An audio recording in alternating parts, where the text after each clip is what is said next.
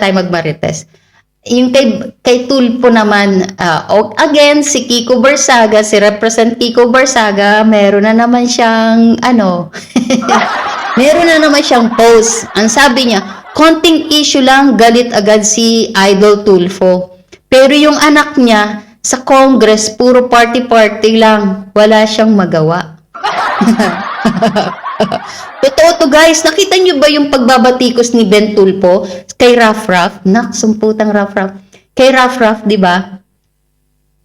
Grabe lumaklak ng champagne, no? Tapos magkano yung binayad niya? 42,000 guys. 42,000. Million na yun sa atin. Million. Ganyan sila magwaldas. Nagpaliwanag siya, hindi daw sa taong bayan yung galing, hindi sa buwis ng taong bayan yung galing. Pero kahit na hindi sa taong bayan yun, ang buwis ng taong bayan ang ginastos niya, kawalang hiyaan pa rin yun. Kasi nagpapakita siya ng paano niya iwaldas ang milyones niya. Dapat maging sensitive siya sa kalagayan ng mga mahihirap na Pilipino sa Pilipinas. 'Di ba?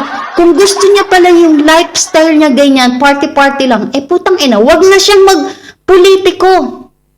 'Di ba? Wag na siyang magpolitiko. Kung gusto niya party-party at ilagay sa social media niya, mag-vloggers na lang siya, mag-content creator na lang siya na mag-inom-inom siya diyan kahit na magbayad pa siya ng milyones. At least, hindi siya politiko.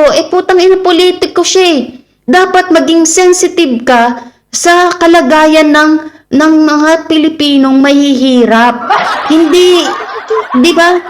Pwede ka nang magwaldas, pero hindi ganyan kalaki na talagang maka-question ka. Kahit na sabihin mo, hindi buwis siya ng pero yan ang iisipin ng taong bayan na ang buwis ng madlang people ang ginagamit mo, ang winawaldas mo. Kasi, congressman ka, representative ka ng ACT. Ano ba yan? ACT party list ba yun? Hindi ko alam. Kasi hindi ko naman binoto yung mga putang inang yan Diba? Ganon dapat. Ito si Raffel Tulfo, dapat wala ka kamag-anak, walang pamilya. Kung lumabag ka sa batas, sumunod ka. Diba? Ganon dapat yun. Dapat ituwid mo ang pagkakamali ng anak mo.